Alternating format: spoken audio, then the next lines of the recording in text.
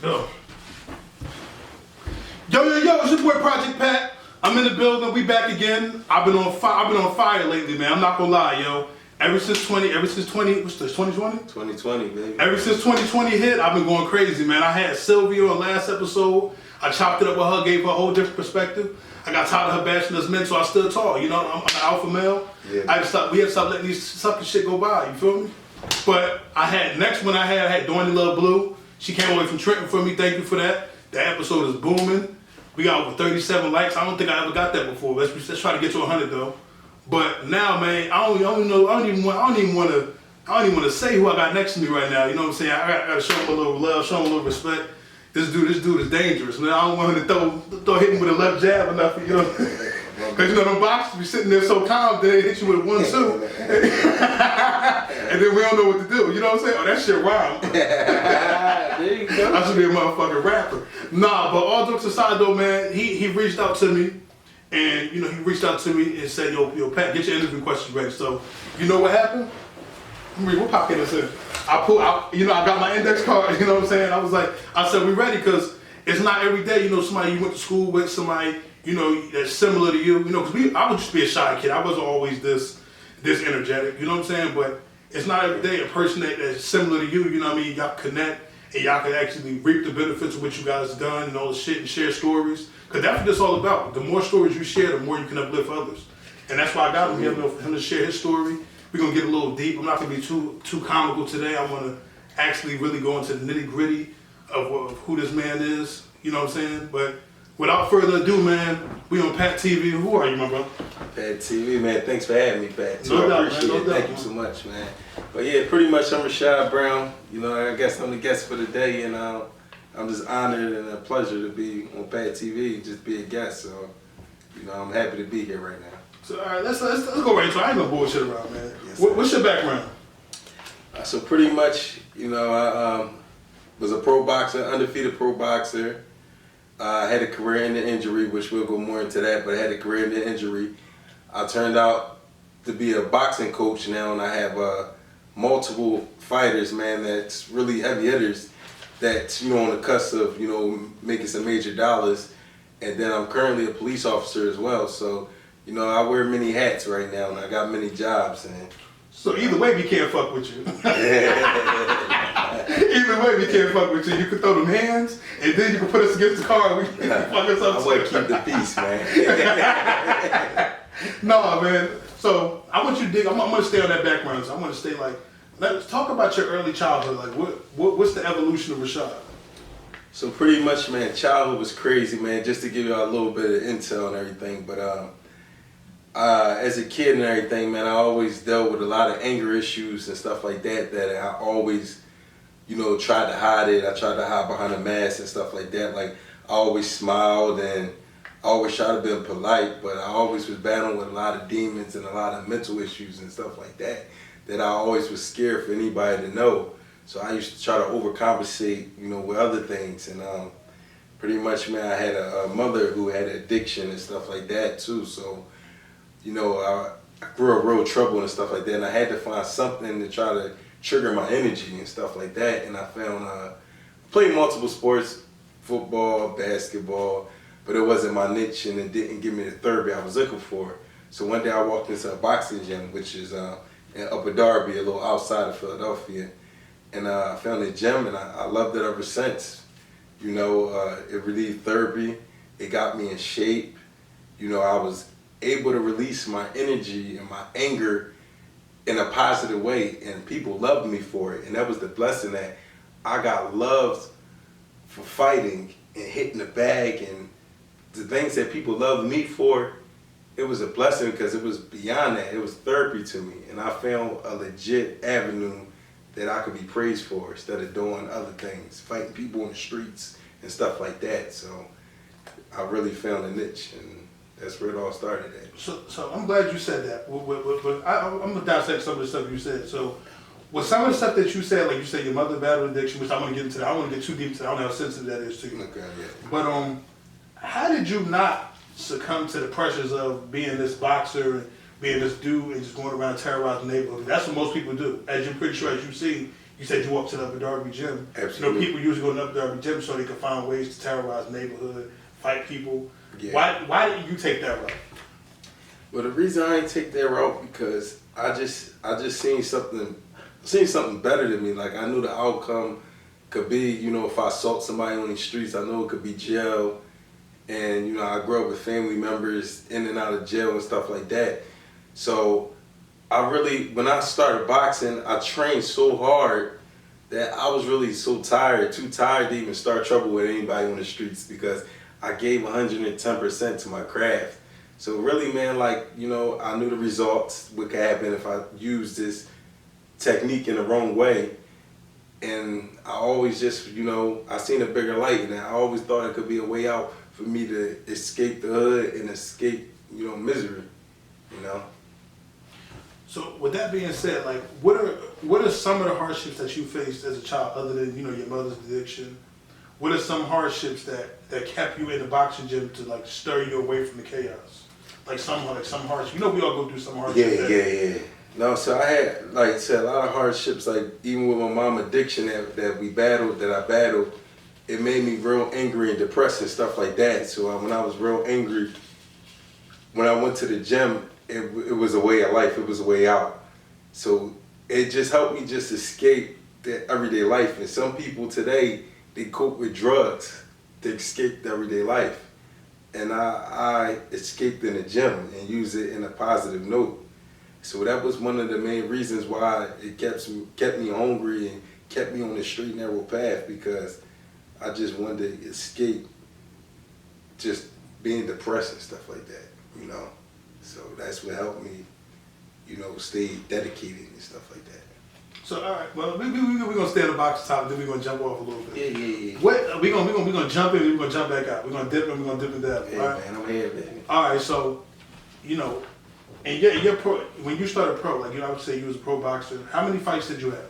Yes, so I'll go back. Let me go back to the amateurs real quick. Let's do it to the And the amateurs stuff is funny because I met Pat when I was an amateur boxer and everything. And I was trying to act like I ain't noticed. Because you know, I try to get y'all to know him. Like, you know what I'm saying? I know a lot about him, but you know. So I started off amateur boxing.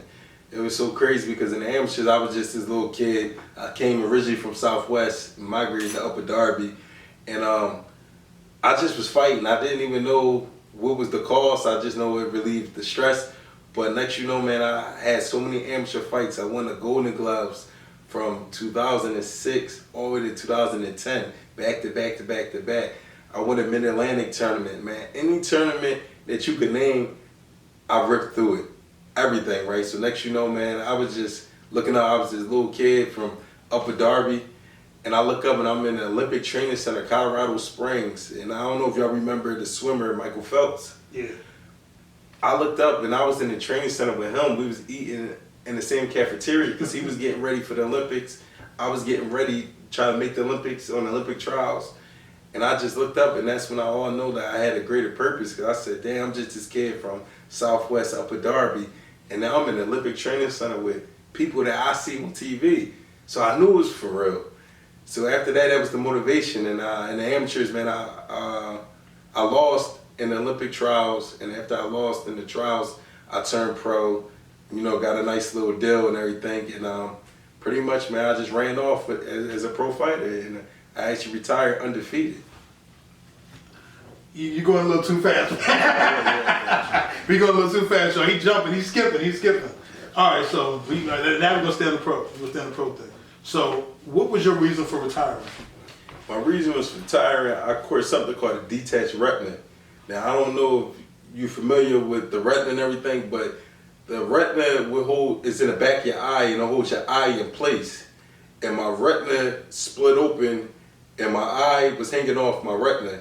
So pretty much, I lost some peripheral vision, and I had to get 3 surgeries on my eye. And the doctor told me, he was like, if you're not fighting for $1 million right now, he said, I advise you to retire because you're going to be 21. I was 21 at the time. He said, you're going to be 21 years old and you're going to be blind in one eye if you don't stop boxing. And then, you know, my whole world just did a 360 and I've been crushed. Well, I don't look at that as a crutch, because you know what you do now is like spectacular too as well. Like, you know, you get amateurs and pros, and you get them right. Which see, I'm saying this, you see, I'm fucking shit up. No, you get what you do now is like you get them prepared for the bigger picture, right? Absolutely. So like talk about that, like I'm gonna let you go about it. So he's a 2-time trainer, as he discussed. Yeah. 2-time trainer of the year. What years? So pretty much after I retired from the DTS Retina, I went into training fighters. I never thought I could train. I knew how to fight, so I didn't know that I knew how to teach it. So pretty much I went into training. I didn't know anything about training. All I knew is that I know how to fight. And I got a couple guys and stuff like that, a couple fights that I got today. And I started training them, and these guys end up start being good. They start winning. And I start seeing that these guys had part of my style of how I used to fight. And that's what caused fuel to the fire. I'm like, wow, I see myself in them. And pretty much, man, we ran off so many fights and started winning and stuff like that I won 2-time trainer of the year, 2018 trainer of the year, Philadelphia, 2019 back-to-back trainer of the year, and we'll see what 2020 come at the end of the year. Man, it's going to keep on coming unless they're being biased. Cause I constantly see the work, I see the evolution. That's why I did promotion on my page, so I was seeing you doing your thing, and I like to see stuff like that that's positive, cause because I get tired of black people doing positive stuff being painted in a negative light. Absolutely. You know what I'm saying? So when I see you doing stuff like that, I'm like, yo, I went to school, we sat in the same cafeteria. I made this dude laugh. No doubt. You know what I'm saying? Cause he used to be shadow boxing. I said I ain't want no smoke. So I said this gonna be my friend. Man, I would never do this. You know what I'm saying? Like I used to see him doing, he used to do little shit. You know what I mean? He was tough, man. No doubt. But let me ask you a question, man. What made you become a cop? Because let's be real, like with the boxing thing, usually boxing is more correlated with the streets. Absolutely. You see what I'm saying? It's more correlated with the streets. And you chose to be a cop. So like I said in the earlier stage of the show, you can't fuck with you on either level. So you was a boxer and now you're a cop. What made you jump on that side when you catered on this side from the streets? I'm pretty sure people respect you having on the streets. Absolutely. And it's a whole 360 aspect, like you said. The fight come from the streets. But it's funny how it worked out because after I caught my detached retina, I was lost. I was in a dark place, man. A place that I didn't think was possible. Like one thing about in this day and age, a lot of people talk about like mental problems and stuff like that. And I didn't think like that shit was real, man. Like I'm like, yo, if you depressed, pick yourself the fuck up, man. Can we cuss on here? Yeah. So do what you do, man. Yeah, we give it up. I'm like, man, pick yourself up, man. Depression ain't real. Mental issues ain't real. Mental health issues, you could get yourself out of that. It's just strong will. And I didn't. And it was a blessing in disguise because I didn't realize that mental health problems is real. So it hit me. And I was sitting in the front seat of depression, and I still battle shit till today, but I know how to cope with it. And so pretty much when I went in my dark hole and I lost my career and I was depressed again, the same outlet that I found to escape the depression, I lost my career and it put me back in a deep hole. And I was facing these same problems that I thought I got away from forever. And it came back and I sat there, man. I got a beautiful wife, man. She held my hand all the way when I was just spiraling out of control, man. Shout out to wifey. Shout out to wifey. Beautiful black woman, and we need that. Sorry to cut you up, bro. Absolutely, man. She helped me tremendously because I didn't know where I was going. I can't even lie and sit and say I had a plan. I didn't have a plan. So I sat down, man. I told myself, I said, what could be the next chapter of my life, And I thought about different things. I've never really been a school guy. Like, I can't lie. Like, my wife helped me through helped me through high school. I never had college in my future. But I knew I liked the money. I knew I liked that. So I said, what can I do, man? What can I do? And I realized, man, like it was a lot of options. I was like, damn, I could be a firefighter. I could be a cop. I could, work for the water department. But I realized that I had a gift of reaching out to people and like helping people. Because I know how when I had good people around me, how they helped me, through my times. So I wanted to give back to the community and help. And it was a bridge and gap between cops and young guys with tattoos and stuff like that. And I said, damn, maybe if I could get on the force, maybe I could enlighten these cops. And if I enlighten these cops, they would have understanding. And then when I come back to the streets where I'm raised at, I can enlighten these dudes to some of the reasons why the cops do certain things. And I could bridge the gap. And it pretty much, man, worked out perfect as in my plan, because now I'm helping others, and both sides see sometimes where they coming from in my little circle. And the ultimate goal is help. And I'm happy and thankful to be in the position that I am today. And that's what led me to be the cop, just because I like helping people, though, honestly, man. And I know that's cliche, but I like helping people. It gives me a thrill. Let me ask you a question, man. Like, so we're gonna stay on that, but I wanna really, I don't want to sugarcoat enough. I want to dig deep. Absolutely. So, with you being a cop, and you coming up from Southwest, multiple shootings on a daily. Absolutely. How do you deal with the fuck the police chants, as we say? I know you hear that a lot, like fuck the police, and how do you deal with those chants? How do you deal with stuff like that? Being that you come from there, like, damn, why don't you accept me? I'm one of you. I'm just trying to be to help you, but how do you deal with those chants? Well, how you do it? First, you gotta find out where is it coming from, and that's where I'm blessed, because I got the front seat to see both angles. I know where it's coming from and the anger coming from in the streets. I know where the anger is coming from and how the police officer think. So I actually have the middle seat to really figure out and dissect the problems on both angles and stuff like that. And when I see like these guys, right, when I'm outside of uniform, these same guys that say fuck the police is the same guys who shake my hand, because they respect me as the man. So they gotta know that they can respect me as a police officer too. So pretty much when they say fuck the police, I don't take it personal. You can't take it personal because it's the uniform. It's not me per se, man. When you say my whole government name, you really is personally to me. If you see that name tag and what you see, it's not personal. You don't even know my first name. So I gotta realize that you just have a problem with the uniform. And then once I realize you got a problem with the uniform, I need you to understand that I'm just as human as you are as well. And once we get to a certain understanding where they can feel like, damn, this guy is real and this guy is genuine, then I can start explaining some of the things why the cops do what they do, and vice versa. And I'm glad you said that. I'm gonna keep it real. Me and I had a conversation too. Most of the guys that chant "fuck the police" are the ones that be in the streets as quote unquote snitching, as we say. You know what I'm saying? Because a lot of people usually say "fuck the police" because obviously they work in the confines of the streets, right? But I'm here to tell you guys, the guys that you look up to with the face tats and all the other stuff that say "fuck the police" are the ones that would get in that car for the first 5 minutes that would tell it be shook. So for those guys who have this negative stigma about the police, let's dead it today. I'm not just saying it because my man, he can throw them hands, but you know what I'm saying? Let's dead that today. If a police officer comes to you with the utmost respect, honor that man, because at the end of the day, he got to go home to his family. He has a beautiful family. Absolutely. He go home to his family every day. You got to go home to your family. Let's live life the right way. Yeah. You know what I'm saying? Let me keep on going, man. I'm on the road today. Yes, sir, man. So, on the day to, what's your day to day like? With the being a cop in Philadelphia. You just Philadelphia, right? Yeah. What's your day to day? Man, I'm gonna give you not just day if you can share that. If you can share. Yeah, not just day to day. I'm gonna give you my day in general. So I wear many hats. So I wake up 5 a.m. in the morning. When I wake up at 5 a.m. in the morning, that's when my day starts. I get ready to hit these streets and put on my police uniform. When I put on this police uniform, I realize that it's a chance I cannot come back. So I make sure that I tell my family that I love them every day, because I know it's a chance I cannot come back.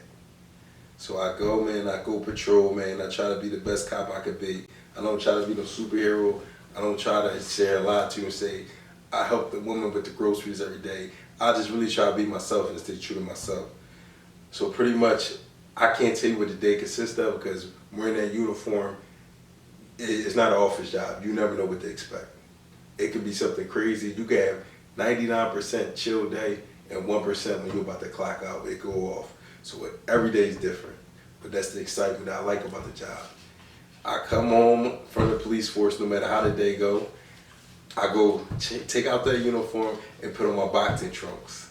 I go to the gym. I train these kids, man. I train some youth, some troubled kids, and enlighten them, try to help the community, help them find an outlet like I found. I train my pro boxers and everything. And this is already coming from waking up 5 in the morning, waking up as a police officer. I train my fighters. After I'm done with my fighters and everything, I'm exhausted, man.